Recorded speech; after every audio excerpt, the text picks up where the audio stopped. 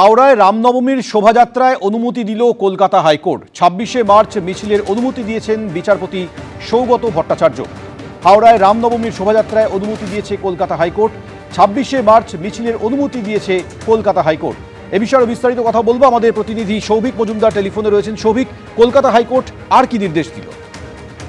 দেখো, কলকাতা হাইকোর্টের নির্দেশে বলা হয়েছে যে আগামী ২৬শে মার্চ দুপুর ৩টে থেকে সন্ধ্যে ৬টা পর্যন্ত বিশ্ব হিন্দু পরিষদ তারা রামনবমী উপলক্ষে এই শোভাযাত্রা করতে পারবে। এই শোভাযাত্রা শিবপুর বি কলেজ থেকে শুরু হয়ে রামকৃষ্ণপুর ঘাট পর্যন্ত গিয়ে শেষ হবে, সেই নির্দেশ দেওয়া হয়েছে। এই যে শোভাযাত্রা হবে সেখানে সর্বাধিক ৫০০ জন ব্যক্তি থাকতে পারবেন। কোনো রকম ধাতব অস্ত্র বা লোহার কোনো রকম অস্ত্র প্রদর্শনী চলবে না এবং সেখানে সম্পূর্ণভাবে প্রতীকী যা অস্ত্র রয়েছে সেগুলো দেখাতে হবে। এছাড়াও যে পতাকা নিয়ে যাওয়া হবে সেই পতাকা নিয়ে যাওয়ার জন্য কিন্তু নির্দিষ্ট কিছু গাইডলাইন বেঁধে দেওয়া হয়েছে যে কিভাবে এই গোটা বিষয়টা পরিচালনা করতে হবে। এবং এছাড়াও যেটা বলা হয়েছে যে এই গোটা মিছিল থেকে বা শোভাযাত্রা থেকে কোনো উস্কানিমূলক কথাবার্তা বলা যাবে না এবং লাউডস্পিকার ব্যবহারের ক্ষেত্রে নিষেধাজ্ঞা জারি করা হয়েছে। ফলে সব মিলিয়ে একগুচ্ছ শর্ত আরোপ করে এই যে মিছিল বা শোভাযাত্রা চলছে সেই শোভাযাত্রার অনুমতি কলকাতা হাইকোর্টের তরফ থেকে দেওয়া হয়েছে। তুমি জানো যে এর আগে মিছিলের উদ্যোক্তাদের বক্তব্য ছিল তারা যখন পুলিশের কাছে আবেদন করেছিলেন, পুলিশের তরফ থেকে রুট পরিবর্তন করে তারপরে এই মিছিলের অনুমতি দেওয়া হয়েছিল, কিন্তু তারা অর্থাৎ মিছিলের উদ্যোক্তারা এই রুট পরিবর্তনের ক্ষেত্রে আগ্রহী ছিলেন না। ফলে সেই কারণেই তারা কলকাতা হাইকোর্টের দ্বারস্থ হন এবং কলকাতা হাইকোর্টের তরফ থেকে তাদের যে কাঙ্ক্ষিত রুট সেই রুটেই কিন্তু এই মিছিল করার অনুমতি দেওয়া হয়েছে। সৌমেন, ধন্যবাদ। সকাল সকাল আরজিকর মেডিকেল কলেজ হাসপাতালে মর্মান্তিক ঘটনা।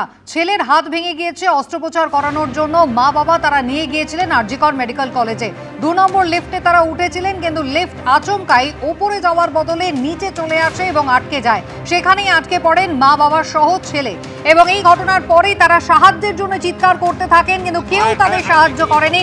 ভয়ঙ্কর একটা পরিস্থিতি তৈরি হয়, ১ ঘন্টারও বেশি আটকে থাকেন তারা। এরপরে অরূপ বন্দ্যোপাধ্যায় নামে দমদমের বাসিন্দা ৪০ বছরের ওই ব্যক্তির মৃত্যু হয় লিফটের মধ্যে।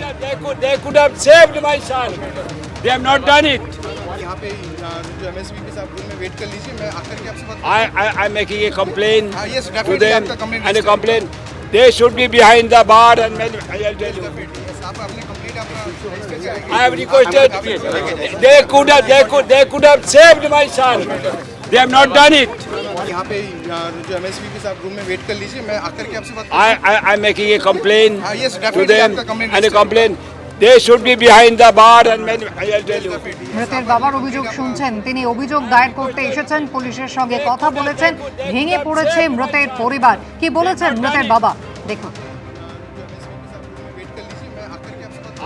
ওরা উঠিতে গিয়ে লিফটে উঠেছে, ওখানে কোনো লিফটম্যান নেই, সিকিউরিটি যে প্রাইভেট সিকিউরিটি লোক দাঁড়িয়ে ছিল, ক্যালকাটা পুলিশের হোমগার্ড পুলিশ দাঁড়িয়ে ছিল, বডি আটকে গেছে, এবার লিফটম্যান নেই। আমি বললাম আপনারা ইমিডিয়েট এইটা খোলার ব্যবস্থা করুন। ওরা বলছে পিডব্লিউডির কাছে চাবি, কেউ বলছে দাঁড়ান তো আপনি, আমাকে ধমকাচ্ছে এরা সিকিউরিটি স্টাফ এই সব আর যারা এখানকার স্টাফ অ্যান্ড প্লাস সিকিউরিটি আমাকে বলছে আপনি চুপ করুন। আমি বলে ওর বাবা ছেলে মরে যাচ্ছে আর আপনি এখানে বলছেন আপনি খুলবেন কি না?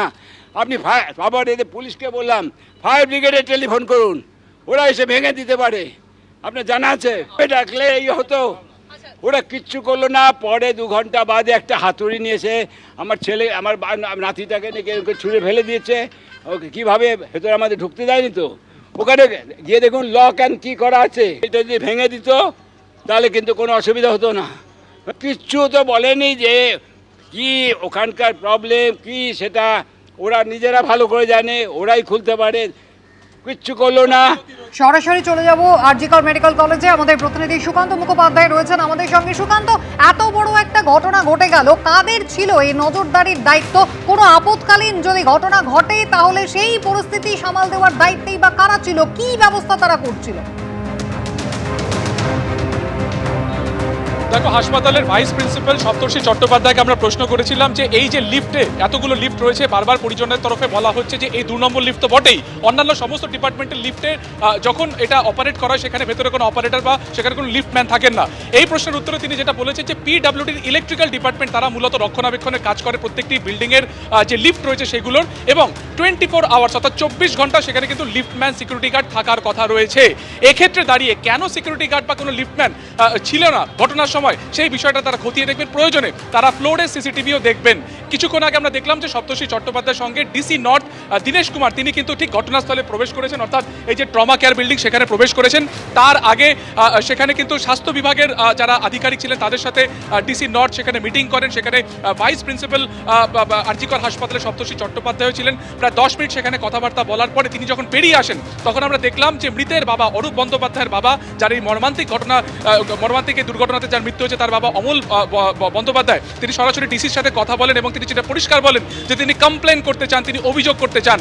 তার সাথে যখন আমরা পরবর্তীকালে কথা বলি, তিনি একটা মর্মান্তিক একটা বর্ণনা দেন। তিনি জানান যে গতকালকে তিনি বাইরে ছিলেন যখন তার ছেলে, নাতি এবং ছেলের বউ অর্থাৎ পুত্রবধূ ভেতরে আটকে ছিলেন, এবং তিনি তখন যেটা বলেন যে হাতুড়ি দিয়ে সেটাকে খোলার চেষ্টা হচ্ছে, কোনোভাবে কিন্তু সেখানে কোনো প্রফেশনাল কাউকে ডাকা হয়নি। তিনিও এটাও বলেছেন যে দমকলের আধিকারিকদেরকে ডাকার কথা, কিন্তু তার বিষয়ে কোনো কর্ণপাত করা হয়নি। সিকিউরিটি গার্ডও তার সাথে মিসবিহেভ করেন বা দুর্ব্যবহার করেন, এবং 100% গাফিলতি রয়েছে, কিন্তু এই প্রশাসনিক ব্যর্থতা রয়েছে হাসপাতাল কর্তৃপক্ষের বিরুদ্ধে তিনি অভিযোগ উগড়ে দেন।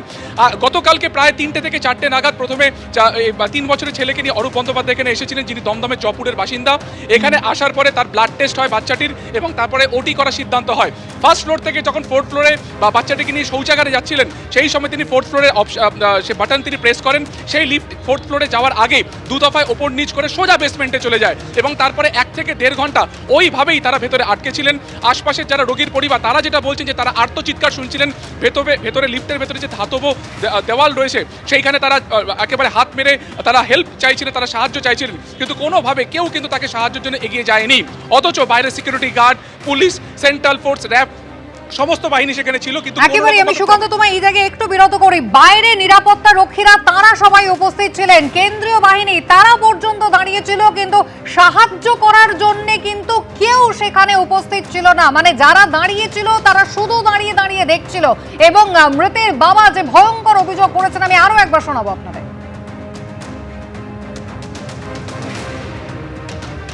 লিফটে উঠেছে, ওখানে কোনো লিফটম্যান নেই, সিকিউরিটি যে প্রাইভেট সিকিউরিটি লোক দাঁড়িয়েছিল, ক্যালকাটা পুলিশের হোমগার্ড পুলিশ দাঁড়িয়েছিল, বডি আটকে গেছে, এবার লিফটম্যান নেই। আমি বললাম আপনারা ইমিডিয়েট এইটা খোলার ব্যবস্থা করুন। ওরা বলছে পিডব্লিউডির কাছে চাবি, কেউ বলছে দাঁড়ান তো আপনি, আমাকে ধমকাচ্ছে এরা সিকিউরিটি স্টাফ এই সব, আর যারা এখানকার স্টাফ অ্যান্ড প্লাস সিকিউরিটি আমাকে বলছে আপনি চুপ করুন। আমি বলে ওর বাবা ছেলে মরে যাচ্ছে আর আপনি এখানে বলছেন আপনি খুলবেন কিনা, আপনি আবার এদের পুলিশকে বললাম ফায়ার ব্রিগেডে টেলিফোন করুন, ওরা এসে ভেঙে দিতে পারে, আপনার জানা আছে। ডাকলে এই হতো, ওরা কিচ্ছু করলো না। পরে 2 ঘন্টা বাদে একটা হাতুড়ি নিয়েছে, আমার ছেলে আমার নাতিটাকে নিয়ে ছুঁড়ে ফেলে দিয়েছে। ওকে কীভাবে ভেতরে আমাদের ঢুকতে দেয়নি তো, ওখানে গিয়ে দেখুন লক অ্যান্ড কি করা আছে, এটা যদি ভেঙে দিত তাহলে কিন্তু কোনো অসুবিধা হতো না। কিচ্ছু তো বলেনি যে কি ওখানকার প্রবলেম কি, সেটা ওরা নিজেরা ভালো করে জানে, ওরাই খুলতে পারে, কিচ্ছু করলো না। মৃতের বাবা সেই মুহূর্তে পরামর্শ দিচ্ছেন, অথচ তার কথায় কানটুকু পর্যন্ত দিচ্ছেন না যারা সেখানে উপস্থিত রয়েছেন তারা। মৃতের কাকা কি বলেছেন দেখুন। অবশ্যই গাফিলতি, ওই যেই সিকিউরিটি দুটো ছিল, আমার দাদা বারবার বলেছে ফায়ার ব্রিগেডকে ফোন করো, প্লিজ ফায়ার ব্রিগেডকে ফোন করো, না ও খুলে দেবে, চাবি পিডব্লিউডির কাছে। হোয়াট ইজ দিস, পিডব্লিউডির কাছে চাবি, এখানে কি করতে তোমরা দলে বসে আছো? ওকে তো অ্যাটেম্প টু মার্ডার বলবো, ওকে ইনডাইরেক্ট খুন করা হয়েছে। লিফটম্যান ওখানে ছিল না, সিকিউরিটি গার্ড ছিল, ওই যে কানে যন্ত্র দিয়ে গান শুনছে বাবুরা। এবিপি আনন্দ, এগিয়ে থাকে, এগিয়ে রাখে।